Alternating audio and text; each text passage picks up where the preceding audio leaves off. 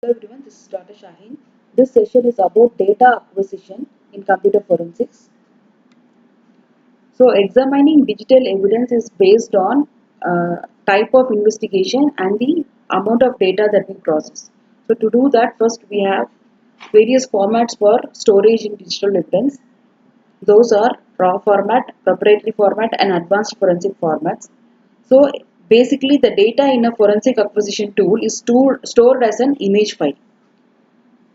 So in this first the raw format, it makes possible to write bitstream data to files. So the advantage with this format is that we can transfer data in a speed manner. It ignores minor data read errors on source drive, and most computer forensics tools can read raw format. This is the basic format. Whereas the disadvantages are it requires much storage as original disk or data, and most of the tools might not collect the marginal sectors, that is the bad sectors, while collecting the evidence. Coming to proprietary formats, most of the forensic tools have their own format. So it has some of the features like it has option to compress or not to compress the image file. It can split an image into smaller segmented files, and it can integrate metadata into the image file. Whereas the disadvantages is inability to share an image between different tools, and the file size is limited for each segmented volume. Next is advanced forensics format. This was developed by Dr. Simon Garfinkel as an open source acquisition format. The goals for developing this was it provide compressed or uncompressed image files. There is no size restriction for disk to image file, and it has provided space in the image file or segmented file for metadata. Simple design with extensibility and open source for multiple platforms and OSs, and internal consistency checks for self-authentication. So these are the goals that was proposed by Simon Garfinkel for developing this tool. File extensions include .afd for segment image files and .afm for AFF metadata. So AFF is an open source. So these are the basic storage formats for digital evidence. Now determining the best acquisition method. There are basically two types of acquisitions. One is static and the other one is live acquisition. And four methods to collect data. They are creating a disk to image file, creating a disk to disk file, creating a logical disk to disk or disk to data file, and creating a sparse data copy of a file or folder. So determining the best method is dependent on the circumstance of the investigation. First, let us discuss on creating disk to image file. Basically, all the streams are bit or of bit nature. So with creating disk to image file, that is bitstream disk to image file, this is the most common method and it is most flexible, and it can make more than one copy. It copies bit for bit replications of the original drive. Some of the examples are ProDiscover, Ncase, FTK, Smart, SleuthKit, Xbase, iLook, IX. These are the examples under the first category. Next, creating disk to disk, that is bitstream disk to disk. When disk to image copy, this is not possible, and tools can adjust disk geometry configuration. Some of the examples are Ncase, SafeBack, Snap Copy. Next, logical acquisition or sparse acquisition. It can take several hours when we use this method, and time is also limited. So logical acquisition captures only specific files of interest to the case, and sparse acquisition collects fragments of unallocated, which means deleted data, and for a large disk it can be used. Mostly PST or OST mail files or RAID servers are used here. So when making a copy, we should consider the size of the source disk, in which the lossless compression might be useful, and sometimes we have to use digital signatures for verification. When working with large drives, an alternative is to use tape backup systems, and we should verify whether we can retain the disk. Next, contingency planning for image acquisitions. So first of all, we should create a duplicate copy of the evidence image file and should make at least two images of digital evidence. For doing this, we have various tools or techniques available. Then copy host protected area of the disk drive as well. So here we have to consider using a hardware acquisition tool that can access the drive at the BIOS level. Next, be prepared to deal with encrypted drives. So, whole disk encryption feature in Windows called BitLocker makes static acquisitions more difficult. So, we may require user to provide decryption key here. Next, using acquisition tools.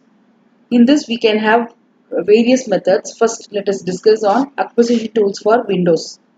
So the advantage and disadvantage of using acquisition tools in Windows are as follows. With advantage, we can make acquiring evidence from a suspect drive more convenient, especially when used with hot swappable devices. But the disadvantage is that we must protect acquired data with a well-tested write-blocking hardware device, and tools can't acquire data from a disk host protected area. Some countries haven't accepted the use of write blocking device for data acquisitions. Mini WinFE boot series and USB drives. Next one. So Mini WinFE means it enables you to build a Windows forensic boot device like CD or DVD or USB drive so that connected drives are mounted as read-only. So before booting a suspect's computer, we need to connect our target drive such as USB drive. After Mini WinFE is booted, we can list all connected drives and alter the target USB drive to read-write mode so we can run an acquisition program. The final one is acquiring data with Linux boot CD. So Linux can access a drive that isn't mounted. Windows OS and newer Linux automatically mount and access a drive. That is the advantage. Forensic Linux live CDs don't access media automatically. So this eliminates the need for a write blocker. Using Linux Live CD distributions, in that we can have forensic Linux Live CDs which contains additional utilities. So using Linux Live CD distributions, forensic Linux Live is configured not to mount or to mount as read-only any connected storage media. Well-designed Linux Live CDs for computer forensics are available such as Penguin Sleuth, Fire, Can, Deft, Kali Linux, Knoppix, Sans Investigative Toolkit are some examples. So preparing a target drive for acquisition in Linux is very simple, where we have to use the current Linux distributions that can create Microsoft FAT or NTFS partition tables. In this, fdisk commands list creates, deletes and verifies partitions in Linux, and mkfs-dos ms-dos command formats a file, that is FAT file system from Linux. If you have functioning Linux computer, we should follow certain steps like acquiring data with dd in Linux. dd is data dump command, so which can read and write from media device and data file, and it creates a raw format file that most computer forensics analysis tools can read. Shortcomings of this dd command are it requires more advanced skills than an average user and it does not compress data. So dd command combined with the split command segments output into separate volumes. So acquiring data with DCFLDD in Linux. This is another command. The DD command is intended as a data management tool and it is not designed for forensic acquisition. Whereas this DCFLDD in Linux, this is an additional function, that is it specifies hex patterns or text for cleaning disk space and log errors to an output file for analysis and review. It uses several hashing options. It refers to a status display indicating the progress of the acquisition in bytes, split data acquisitions into segmented volumes with numeric extensions, and it verifies acquired data with original disk or media data.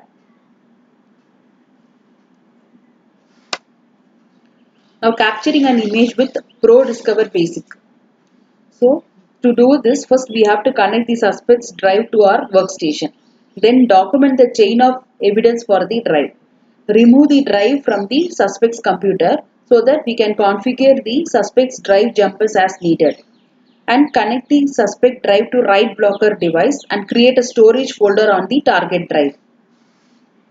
Now using ProDiscover proprietary acquisition format, this ProDiscover creates image files with an .eve extension and a log file, that is .log extension, and a special inventory file .pds extensions. So these are the outcomes. And if the compression option was selected, the ProDiscover uses a .cmp rather than a .eve extension on all segmented volumes. So in this, when using ProDiscover, we can use raw acquisition format. As we discussed earlier, three storage formats are available. With proprietary acquisition, we have this flexibility to change these log files. Whereas with raw acquisition format, ProDiscover follows the same steps as this proprietary format, but we have to select the unique style DD format in the image format list box here. This is where we need to perform the changes. The raw format creates a log file, that is .pds extension, and a segmented volume files. Next, capturing an image with Access Data FTK Imager Lite. This is included with Access Data Forensic Toolkit and is designed for viewing evidence disk and disk to image files. This makes disk to image copies of evidence drives, which is done at the logical partition and physical drive level, and this can segment the image file. Evidence drive must have hardware for write blocking device, or it can run from a live CD such as Mini FE, that is Mini WinFE. FTK Imager can't acquire a drive's host protected area, so we have to use a write blocking device. To do that, we have to follow these steps, that is boot to Windows, then connect evidence disk to a write blocker, then connect target disk to write blocker, then we have to start the FTK image Lite, create disk image using physical drive option, so that we'll get all this. These are the sequence of steps.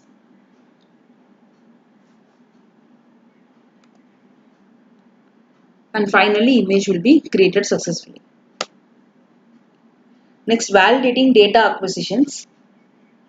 So validating evidences may be the most critical aspect of this investigation, and it requires using a hashing algorithm utility. Validation techniques such as CRC32, MD5, SHA-1 and SHA-12 can be used as hashing algorithm. Next, Linux validation methods. So validating DD acquired data. As we said, we have two commands in Linux validation. One is DD and another one is DD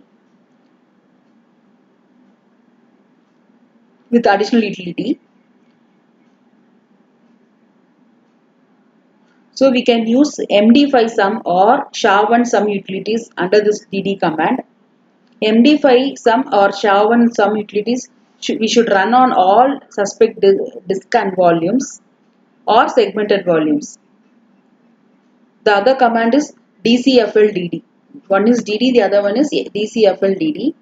So with the acquired data, when we validate DCFLDD command, we have to use the hash option to designate a hashing algorithm of MD5, SHA-1, SHA-256, SHA-384 or SHA-512. So the various versions are supported by this command. And hashlog option outputs hashed results to a text file that can be stored with the image file. So VF is the verify file option that compares the image file to the original medium. As we know that hashing function, the checksum will be finally comparing the output obtained with the hash value to validate the data or the plain text. So in this way, this VF file is used to compare the image file to the original medium. Next is Windows validation method. So this has no inbuilt hashing algorithm tools for computer forensics. So we have to go for third-party utilities. So commercial computer forensic programs also have built-in validation features where each program has its own validation technique. So raw format image files don't contain metadata here. Separate manual validation is recommended for all raw acquisitions. performing RAID data acquisition. So acquisition of RAID drives can be challenging and it is also difficult because RAID systems are designed, configured and sized. So the size is the biggest concern here. Many RAID systems have terabytes of data.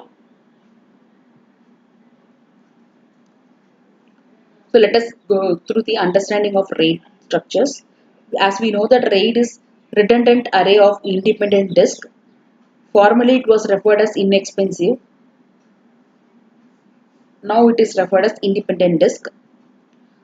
So computer configuration involving two or more disks is used under RAID structure. Originally it was developed as a data redundancy measure. There are various levels in this. First let us go through this RAID 0. With RAID 0 it provides rapid access and increased storage. But the biggest disadvantage is lack of redundancy in RAID 0 level. So here no stripping is available, just data is available and there is no redundancy. In RAID 1, it is designed for data recovery, more expensive than RAID 0. Here mirroring is possible. Next, RAID 2. This is similar to RAID 1. Data is written to a disk on a bit level. Here. And it has better data integrity checking than RAID 0, but it is slower when compared to RAID level 0. Next is RAID 3. This uses data stripping and dedicated parity. In RAID 4, data is written in blocks. Instead of bits, they are written in blocks. With RAID 5, this is similar to RAID 0 and 3, which means it places parity recovery data on each disk. So here we have the parity. This is additionally included in at all levels. Next, RAID 6. Redundant parity on each disk is available. RAID 10 or mirrored stripping, that is also known as RAID 1 plus 0, which is combination of RAID 1 and RAID 0. We generally refer them as RAID 10. Next, acquiring this RAID disk. So we have to address certain concerns before understanding the acquiring of RAID disk. Those are how much data storage is needed first of all. As RAID is prominently focusing on storage, we should analyze the data storage required. Then what type of RAID level we are going to use, and do you have the right acquisition tool, and can the tool read a forensically copied RAID image. Also we should verify whether the tool can read split data and saves of each RAID disk. So copying small RAID systems to one large disk is possible here. Various vendors are available for offering these acquisition functions such as Technology Pathways Pro Discover, Guidance Software Encase, X-Rays Forensics, Access Data FTK, Runtime Software, RTools Technologies and so on. Occasionally a RAID system is too large for a static acquisition. So we have to retrieve only the data relevant to the investigation with the sparse or logical acquisition method.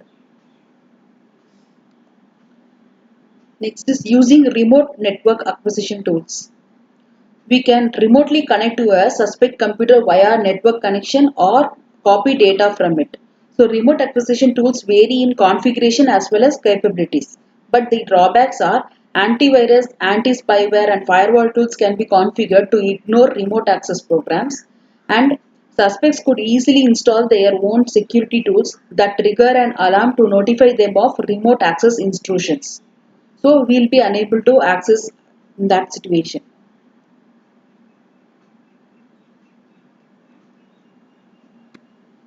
Next, remote acquisition with ProDiscover. So ProDiscover incident response have additional functions such as it capture volatile system state information, it will analyze current running processes, it will locate unseen files and processes, and we can also remotely view and listen to IP ports. Also it runs hash comparisons, and finally it creates a hash inventory of all files remotely accessed.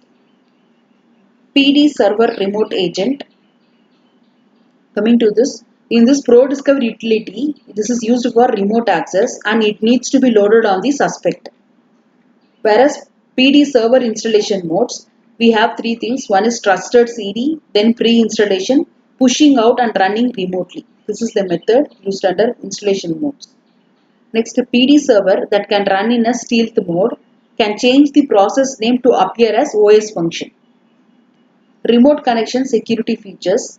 In this we have password protection, encryption, secure communication protocol, write protected trusted binaries and digital signatures. Right, these are available under this feature. Next, remote acquisition with Encase Enterprise.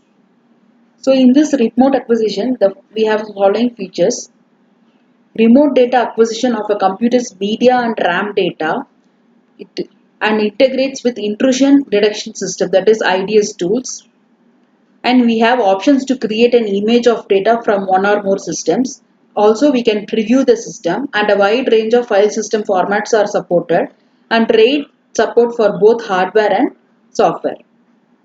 Whereas remote acquisition with RTools RStudio, RTools suite of software is designed for data recovery in this, and remote connection uses triple data encryption standard, that is triple 3DES encryption, and creates raw format acquisition, which also supports various file systems. Then remote acquisition with Whetstone US LAT Pro. In this, part of suite of tools were developed by Whetstone, and it can connect to a network computer remotely and perform a live acquisition of all drives connected to it. Remote acquisition with F-Response. With F-Response, a vendor-neutral remote access utility is possible and designed to work with any digital forensics program. It sets up a security read-only connection and allows forensics examiners to access it.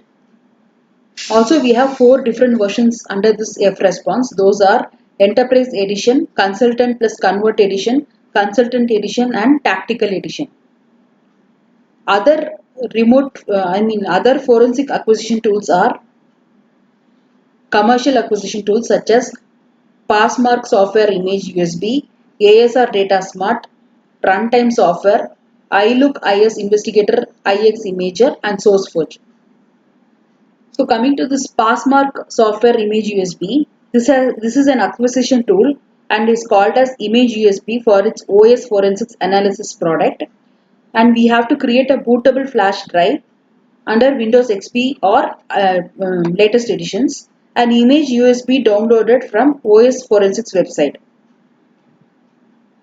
ASR Data Smart, this is a Linux forensics analysis tool that can make image files of a suspect drive, and it can produce proprietary or raw format images. The capabilities are data reading of bad sectors, as raw formats doesn't allow us to read bad sectors. Here we can also modify to proprietary data format, so which is allowing us to read the bad sectors, and it can mount drives in write protected mode, and it can mount target drives in read or write mode. Compression schemes to speed up acquisition, or it can reduce amount of storage needed. Next, runtime software. This offers shareware programs for data acquisition and recovery. For example, Disk Explorer for FAT and NTFS is available, and it creates a raw format image file, and that segments the raw format or compressed image for archiving purposes and access network computer's drive.